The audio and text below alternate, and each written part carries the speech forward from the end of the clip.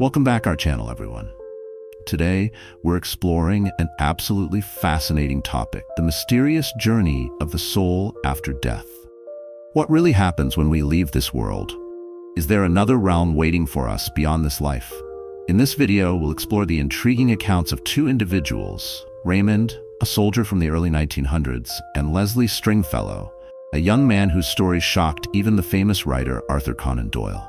Through messages received via automatic writing, these souls shared their experiences of the afterlife, describing a world eerily similar to our own, yet vastly different. Is the afterlife just a dreamlike state? Or is it a structured realm with cities, landscapes, and even different levels of spiritual growth? What if we don't just disappear, but instead return to where we came from? Stick around as we uncover the mind-blowing details shared by these spirits and the researchers who documented their stories. And of course, let us know your thoughts in the comments. Do you believe in life after death? Let's get into it. After the conclusion of earthly existence, souls return to their origin.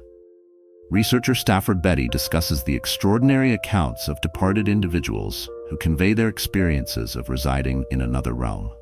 As per Professor Beatty, traditional notions regarding the afterlife have long lost their relevance. He maintains that the other world is not an ethereal domain where souls serenely drift through the heavens. On the contrary, he illustrates this world as a location with seas, dwellings, settlements, and scenery akin to our own. In his publication, The Discovery of Life Beyond the Line, the scientist performed an extensive evaluation of the most trustworthy and persuasive interactions with inhabitants of another world, obtained through automatic script. As he explains, these correspondences contribute to shaping an understanding of what lies beyond our reality. Today, we will present two such narratives. The first narrative about existence after death came from a soldier named Raymond who perished in 1915. His father, Oliver Lodge, was an investigator widely acclaimed for his input in the progress of radio communications and was highly regarded in intellectual circles. Shortly before his son's untimely demise, Lodge had started examining puzzling occurrences such as telepathy and encounters with the afterlife. Many of his associates viewed these inquiries as eccentric, but his considerable reputation protected him from disapproval. The death of his son had a profound effect on Lodge, but the belief that his child persisted in another realm provided him with comfort. This certainty drove Lodge to even more determined efforts to validate the continuity of the human soul. Oliver Lodge unexpectedly met Catherine Kennedy, a woman who, after the loss of her son Polly years before, uncovered an aptitude for automatic writing. Catherine was convinced that she had discovered a method to communicate with her son. Despite Lodge's doubts concerning the woman's credibility, he approached her, hoping to receive even a brief communication from his son. Indeed, Lodge obtained a response. In his book, the researcher underscores that the specifics in Raymond's messages were not previously known to Catherine. Some were even unknown to Lodge himself. For example, Raymond spoke of a military associate named Mitchell. Lodge resolved to determine if such an individual had existed, and astonishingly, it was confirmed that Raymond had indeed interacted with Mitchell before his passing. Though it seemed insignificant, it served as evidence of the authenticity of Raymond's accounts. Beatty presents further supporting proof. For instance, Raymond remembered the names of all his siblings, his date of birth, favorite meals, and more. Naturally, these details were most meaningful to Oliver Lodge, but they also captivate readers of the book. Raymond's depictions of the world he entered after death are particularly remarkable. According to him, the occupants of the afterlife exist on various planes that correspond to their spiritual evolution. He resides on the third plane himself. Every being in this realm has the potential to advance spiritually and intellectually, ascending to superior planes through personal determination and aspirations.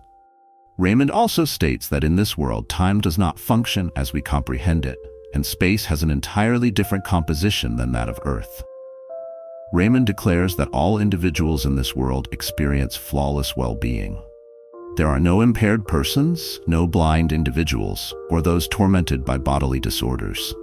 Lost health and physical characteristics from earthly life are restored, making every inhabitant complete. There are no linguistic challenges in this world, as all souls interact via telepathic thought. Raymond's communications imply that after death, we merely return to our point of origin. Our standing in that world depends on our behavior in earthly life. Social standing or material wealth hold no importance. Only the essence of the soul matters. Just as it was on earth, this is how it will transition into the spiritual domain. The second intriguing story documented by Betty concerns Leslie Stringfellow, who departed at the age of 20 due to an illness. His father was a botanist and his mother, Alice, was a skilled pianist. After the devastating loss of their only son, the parents sank into deep sorrow. Eventually, Alice identified a means of establishing contact with Leslie through the process of automatic writing. This fascinating form of communication allowed her to believe she could reconnect with her beloved son and obtain responses to numerous uncertainties. Alice regularly took up a pen and paper, hoping that Leslie would utilize them to deliver his messages from another dimension. However, for a prolonged period, nothing happened. It was only when Leslie's father participated in the sessions that responses finally emerged. This exchange persisted for 15 years. We may never have discovered this world beyond ours had it not been for Alice's chance encounter with the distinguished author Arthur Conan Doyle. It was he who strongly urged her to publish the extraordinary messages she had received. Following his recommendation, the book Leslie's Letters was published, albeit in a limited edition. One of the most striking aspects of these messages is Leslie's depiction of the geographical placement of the world he entered in relation to our planet. As he described, the other world is very near to ours, but exists in an alternate dimension. This realm begins immediately beyond Earth, encircling it from every direction and extending endlessly. Leslie came to understand that during his time on Earth, he had not fully grasped the significance of altruistic service. It is through assisting others and seeking knowledge in the other world that spiritual progression is attained. The primary driving force behind this development is love. According to him, no joy is greater than aiding others. If this mindset were widely accepted on Earth, the planet would become a genuine paradise. Betty clarifies that the other world consists of planes. Leslie informed his parents that he resided on the second plane. Elevated planes, which he was unable to access, were inhabited by more enlightened souls. They visit lower regions as mentors. The transition to superior planes is attainable only through personal dedication and acquired wisdom. Leslie noted that he was not yet prepared to ascend to a higher level, as he was satisfied with his current state. As in life, he continues to hone his abilities and traverse different places using the power of thought. However, not all voyages bring him satisfaction. From Leslie's messages, his parents learned that in another realm, there are also territories occupied by underdeveloped souls. The inhabitants of this space dwell in a shadowy setting, cloaked in dense fog. Any soul may venture into this space to encourage its residents to seek a more virtuous and noble existence. Share your reflections in the comments about Stafford Betty's insights and whether you believe in life beyond death. Dear viewers and visitors of our channel, thank you for watching this video to the conclusion. We sincerely hope it was informative and captivating for you. If you enjoyed it, please leave a like and don't forget to subscribe. Your encouragement is greatly appreciated. Blessed be.